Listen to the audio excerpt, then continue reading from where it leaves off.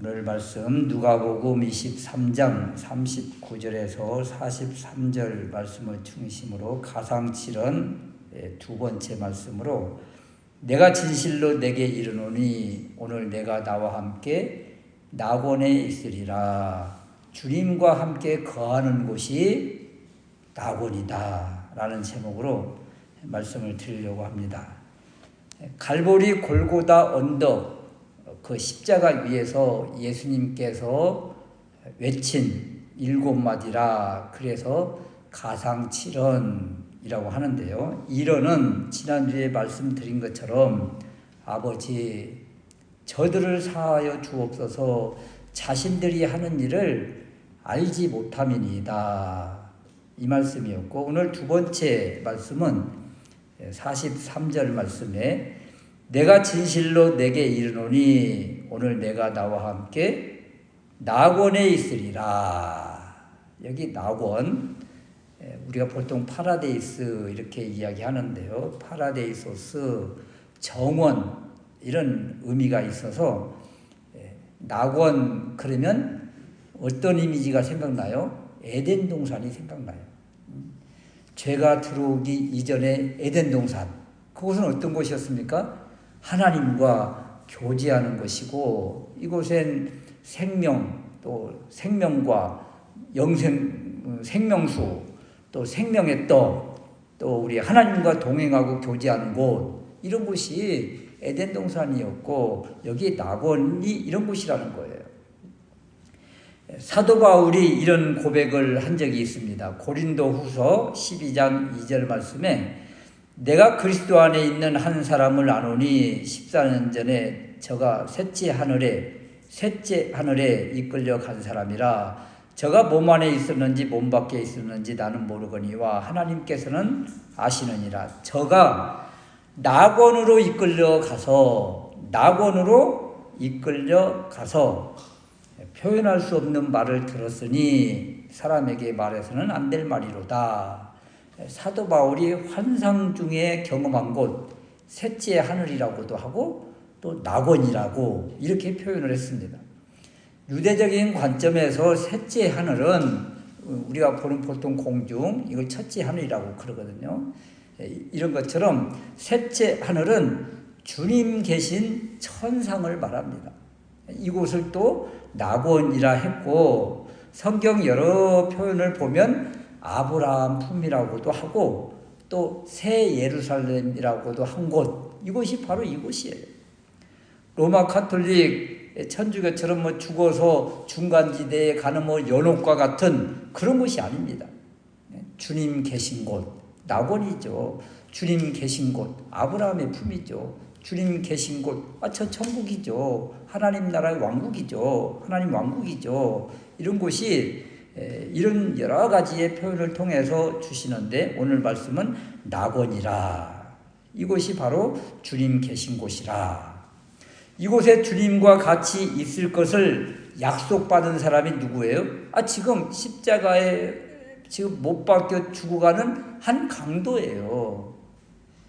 이 강도에게 오늘 두 번째 예수님께서 십자가에서 하신 두 번째 말씀이 선포되는 거예요. 오늘 내가 나와 함께 낙원에 있으리라. 낙원에 있으리라. 이 뜻을 깨닫는 은혜가 있으시기를 주님의 이름으로 축원합니다. 첫 번째는요. 골고다 갈보리 언덕에 있는 십자가는 각각 다 다르더라는 거예요. 같은 십자가는 없어요. 밑에서 바라본 세 개의 십자가, 예수님의 십자가를 중심으로 좌우에 강도들이 못 박혀 있는데 밑에서 바라보면 다 똑같은 십자가 같지만 같은 십자가는 없다. 여러분 요즘 산수유도 피고 여기 지금 매화꽃도 피고 그러는데 다 자세히 바라보면 다 똑같아 보여도요. 다 틀려요. 점이 박힌 곳이 또 다 다르고요.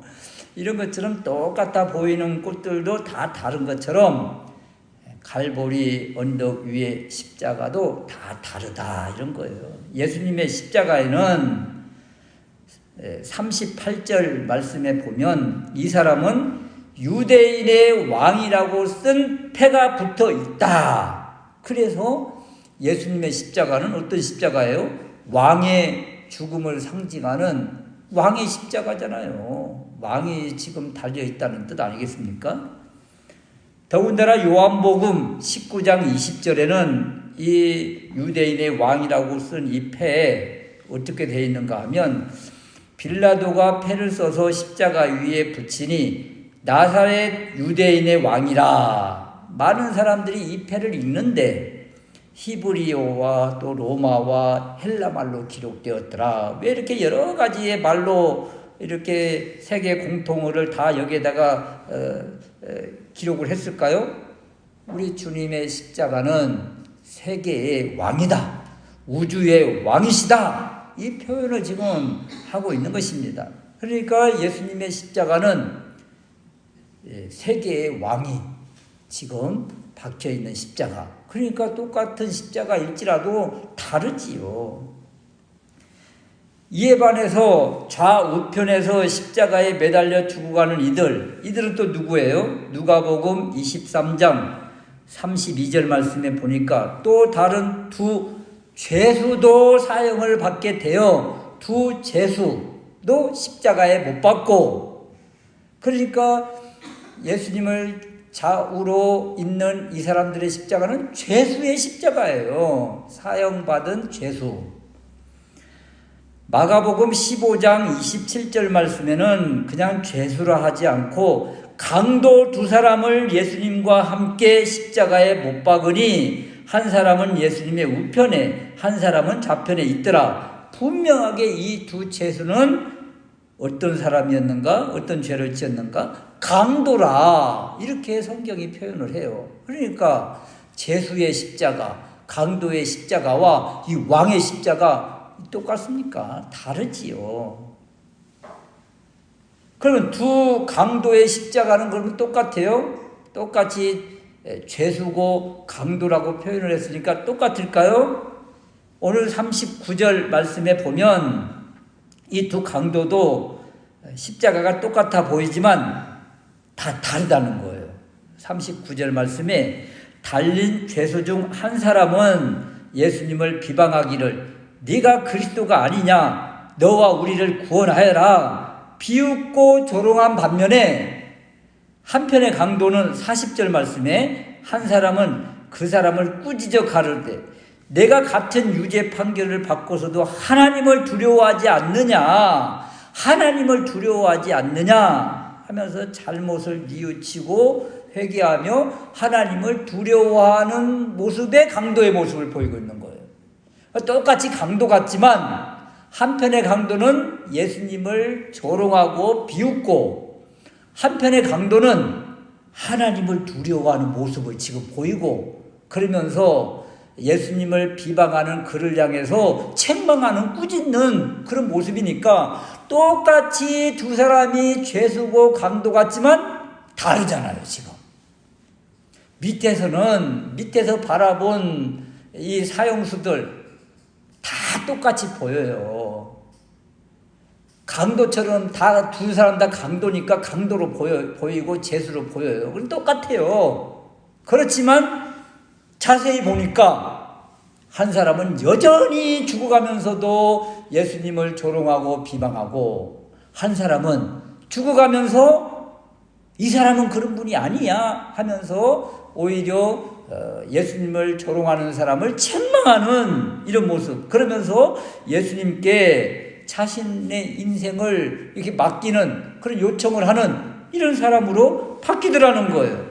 그러니까 어떤 사람은 죽어가면서 끝까지 뻔뻔함을 유지하고 어떤 사람은 하나님을 두려워하면서 자신을 예수님께 맡기는 요청의 기도를 하는 그런 모습으로 바뀌더라. 그러니까 똑같이 강도로 죽어가지만 밑에서 바라볼 때는 다 똑같아 보이지만 그 위에서 보니까 다 십자가가 다르더라는 거예요. 예수님의 십자가가 다르고 강도 두 사람의 십자가가 다르고 다 다르더라. 이처럼 사람마다 다 자기의 십자가가 있다고 합니다. 그리고 자기의 십자가는 남들 십자가보다 더 크다고 생각을 합니다. 누구나가 대부분 다. 그래서 자기 것이 제일 큰 것처럼 느껴지는 거예요.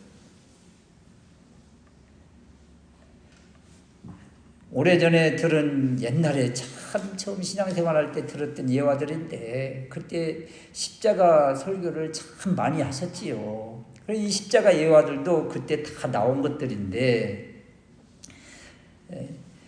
자기 십자가가 제일 큰 것 같아서 좀 작아 보이는 사람과 자꾸 이렇게 십자가를 바꿨다고 하잖아요. 바꿔도 십자가는 여전히 무겁고 그래서 마지막에 제일 작아 보이는 사람의 십자가와 바꿔서 이렇게 가는데 앞에 낭떠러지처럼 딱 나타났는데 다들 그 긴 십자가를 탁 놓고 그 위를 걸어가는데 자기가 바꿔서 바꾼 십자가는 너무도 작아서 이거 뭐 걸칠 수가 없어서 안타까워했다. 뭐 그런 예화들을 많이 들었잖아요.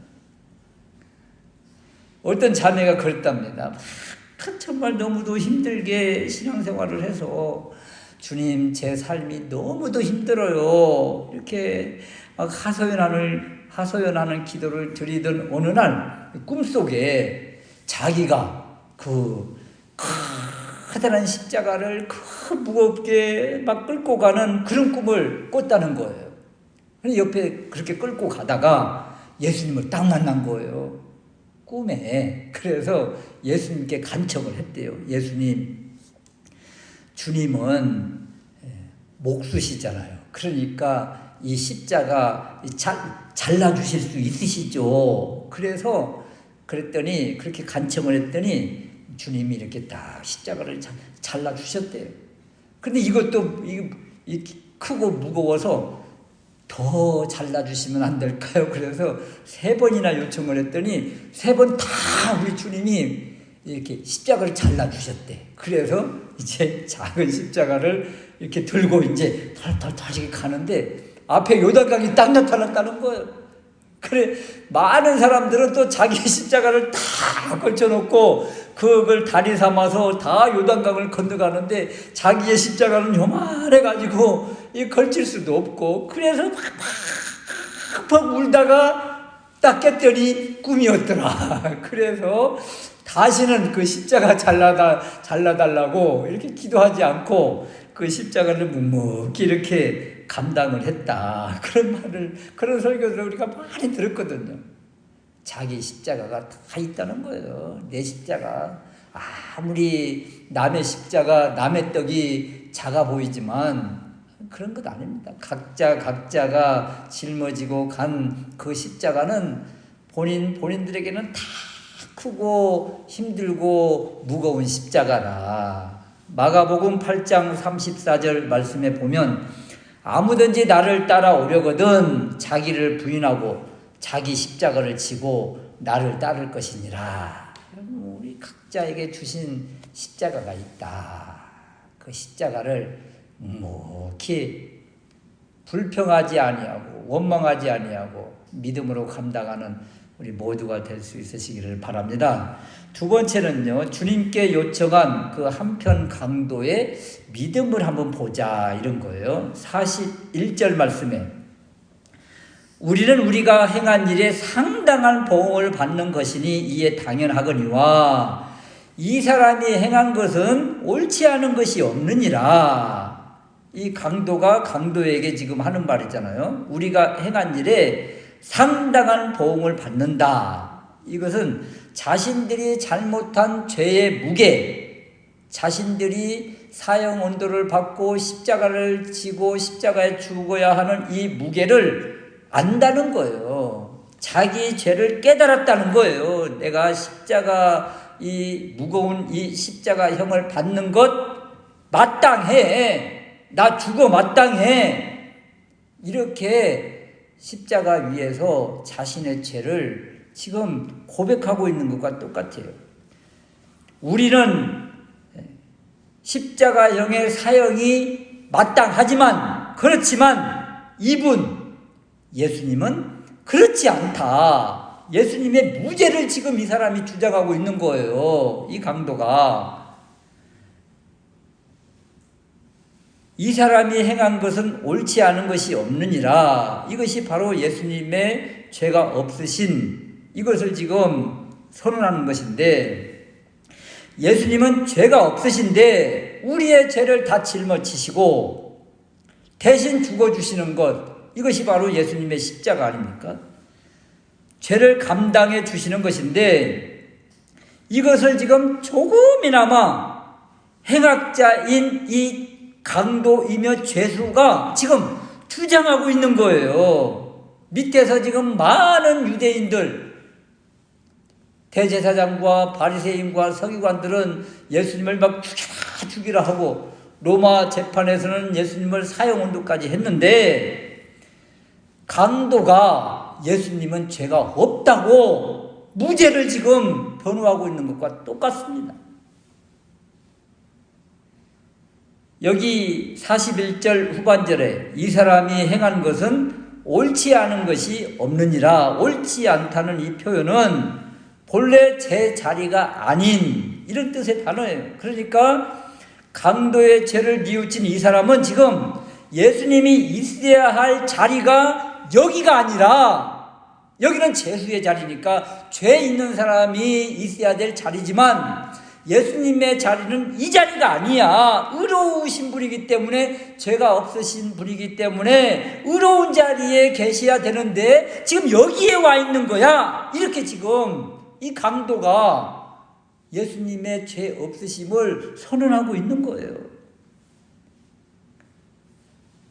우리는 마땅히 죽어 마땅하지만 우리가 있어야 될 자리는 이 사형 언도를 받는 사형 판결을 집행하는 이 십자가가 맞지만, 이분은 여기에 계셔야 될 분이 아니셔. 이렇게 지금 변호하고 있어요. 그러면 어떤 생각이 들어요? 여기에서 이분, 죄가 없으신 이분이 여기에 있다는 것이 깨달아지니까 이분을 붙잡아야 되겠구나. 강도가 이렇게 생각이 드는 거예요. 그래서 이분에게 자신의 인생, 마지막 얼마 남지 않은 이 인생을 맡기는 것입니다. 이것이 바로 강도의 믿음이에요.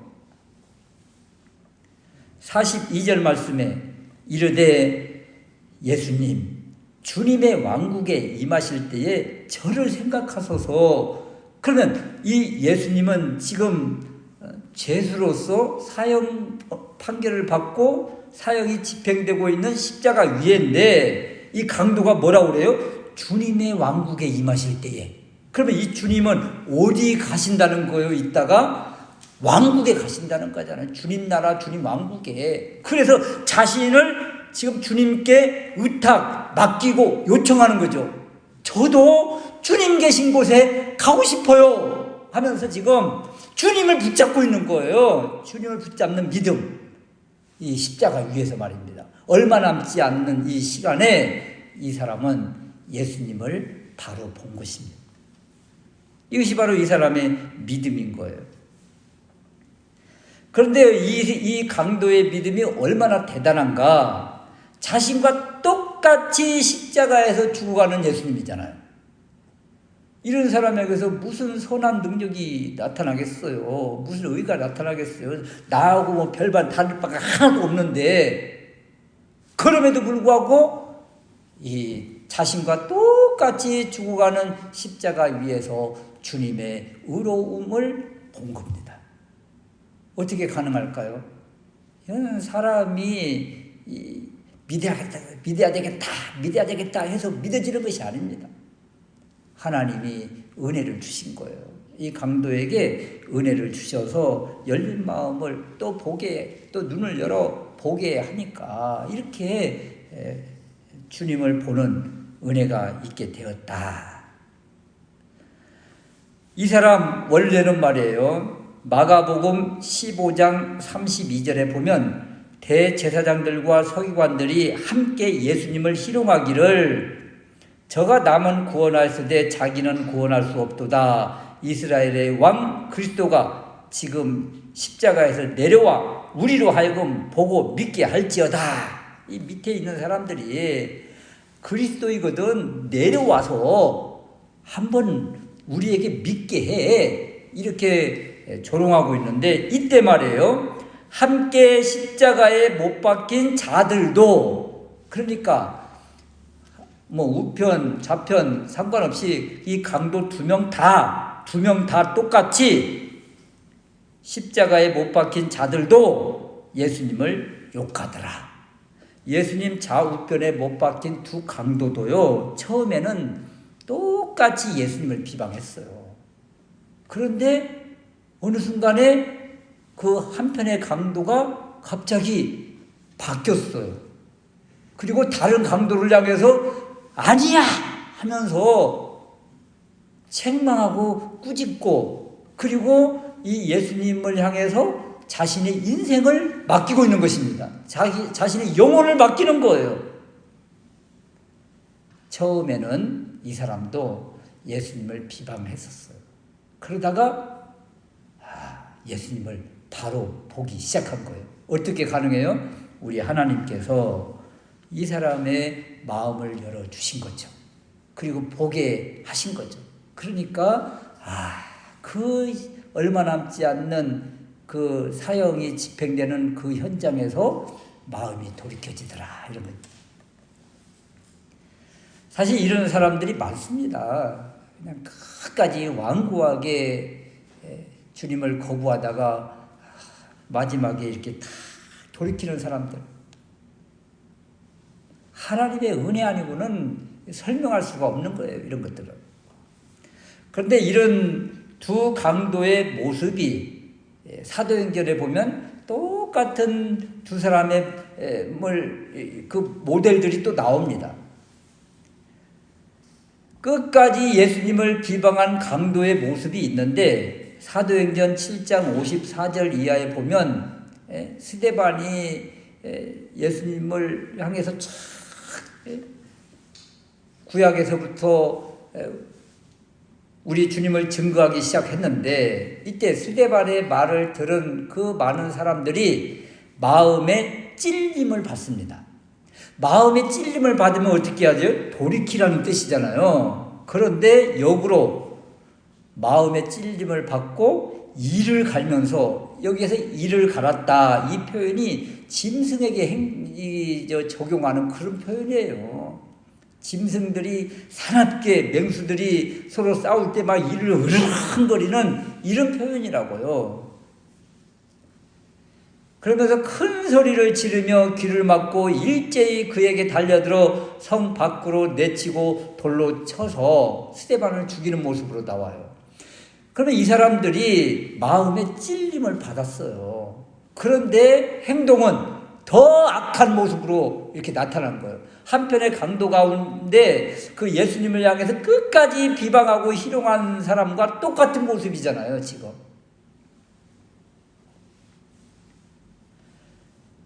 또 이 회개하고 돌이키는 사람도 있는데요. 찔림을 받고 돌이키는 사람이 있어요. 사도행전 2장 36절 이하에 보면 베드로가 너희가 십자가에 못 박은 이 예수를 하나님이 주와 그리스도가 되게 하셨느니라, 이 말을 들은 백성들이 사도행전 2장 37절 말씀에 보니까 그들이 이 말을 듣고 마음에 찔려, 똑같이 마음에 찔려요.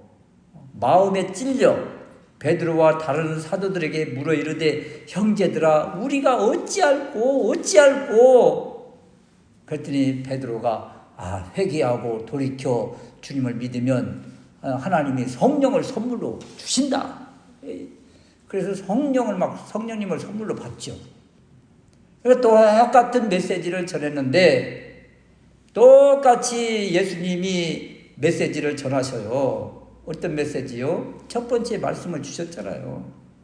예수님, 저들이 하는 것을 알지 못합니다. 저들을 용서하여 주십시오. 이 예수님의 메시지예요, 이게. 이것이 십자가 위에서 두 강도에게 전하는 메시지예요. 똑같이 전했어요. 똑같이 마음의 찔림을 받아요. 그런데 한 강도는 오히려 더 주님을 향해서 희롱하고 비방하고 조롱합니다. 그런데 한편의 강도는 이 메시지를 듣고 마음을 여는 거죠. 그리고 주님을 고백하고 이분은 여기 계실 분이 아닌데 이분은 주님의 왕국에 계실 분이구나, 가실 분이구나. 그러면 이분을 붙잡아야겠네. 그 마음의 찔림을 받고 주님을 붙잡는 거예요. 어디에서요? 십자가 위에서. 십자가 위에서.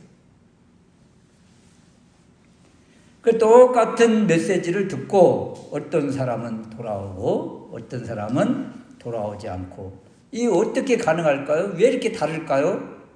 그것은 하나님의 은혜입니다. 하나님의 은혜. 하나님의 은혜가 임하니까 이 강도가 회개하고 하나님 왕국에 들어가는 놀라운 복을 받게 되더라, 이런 거죠. 세 번째 우리가 볼 수 있는 말씀은 믿음으로 고백한 이 강도에게 주시는 하나님의 복이 무엇인가? 또 우리 믿음으로 주님을 고백하는 우리에게 주신 복이 무엇인가? 그것은요, 주님이 함께 하심, 이것이 최고의 복이다, 이런 거예요. 주님이 함께 하신다. 우리 주님이 이렇게 선언해 주십니다. 43절 말씀에 내가 진실로 내게 이르노니 오늘 내가 나와 함께 낙원에 있으리라. 여기 나와 함께, 주님과 함께, 그리스도와 함께, 이런 말이잖아요. 하나님과 함께. 이것이 복이라는 거예요. 그 다음에 낙원이라는 단어가 없어도 주님과 함께, 이 선언이 우리 인생에, 또 이 강도에게 최고의 복이라, 이런 것입니다. 구원받은 이 강도는 한평생을 주님 없이 자기 힘으로 남에게 폐를 끼치고 해를 끼치며 살아온 사람이에요. 그런데 이런 사람이 돌이키니까 우리 주님이 무슨 과오를 묻지 않으세요. 뭐 책임을 묻지 않으시잖아요. 그대로 다 받아주시고 다 씻어주시고, 그러면서 주시는 복, 오늘 내가 나와 함께, 이 주님과 함께함이 최고의 복이라. 주님이 계신 곳 어디예요? 지금 십자가 위죠. 십자가 위에서 처절한 고난과 고통과 압박, 그 아픔을 다 당하고 계시잖아요. 우리 주님이 지금. 그리고 옆에 주님을 붙잡은 이 강도도 똑같이 엄청난 처절한 아픔을 느끼고 있어요. 지금 처절한 고통 가운데 있어요. 그럼에도 불구하고 같이 주님과 함께 있는 그 자리이기 때문에 그곳이 바로 낙원이에요. 지금 성경은 그것을 우리에게 지금 주시는 겁니다. 이 메시지를 주시는 거예요. 주님과 함께 있는 그곳이 어디가 되었든 복의 자리이고 그곳이 바로 낙원이다. 물론 낙원, 죽어서 가는 곳 당연하지만 처절한 삶의 자리에 주님과 함께 있다면 그곳이 바로 낙원이고 그곳이 바로 우리가 있어야 될 자리고 그곳이 우리 인생의 최고 만족의 자리라. 그러니까 여러분이 힘들고 어렵고 고통과 압박과 시련과 환난 가운데 있을지라도 그 자리에 주님이 계시면 그곳이 바로 우리의 낙원이에요. 낙원. 왜요? 주님 계신 곳이 하나님 왕국이고 하나님 나라입니다.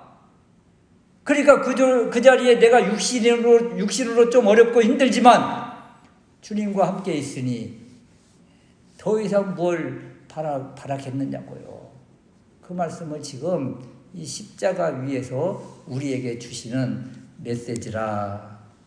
그래서 이 믿음을 가진 사람은 십자가를 바라보고 주님을 고백하고 또 주님을 믿는 하나님의 자녀들은 힘들고 어려울 때 더 주님을 찬양하고 고백하는 거예요. 왜 그래요? 그럴 때 우리 안에서 주님이 우리와 함께 하고 있다는 그것이 더 실제가 되어지니까. 그럴 때 성령님이 더 강하게 운행하시니까. 그래서 더 힘들고 어려울 때 더 찬양하고 고백하고 주님을 바라보면 그것을 넉넉히 이길 수 있게 하신다. 십자가 위에서 두 번째 주신 이 메시지, 오늘 내가 나와 함께 나원에 있으리라, 이 말씀이 바로 이런 의미다. 네? 그래서 힘들고 어려울 때 주님을 더 바라면서 더 찬양하면서 주님이 우리와 함께 하고 계시다는 그것이 실제가 되어지는 그런 은혜가 있으시기를 주님의 이름으로 축원합니다. 아멘.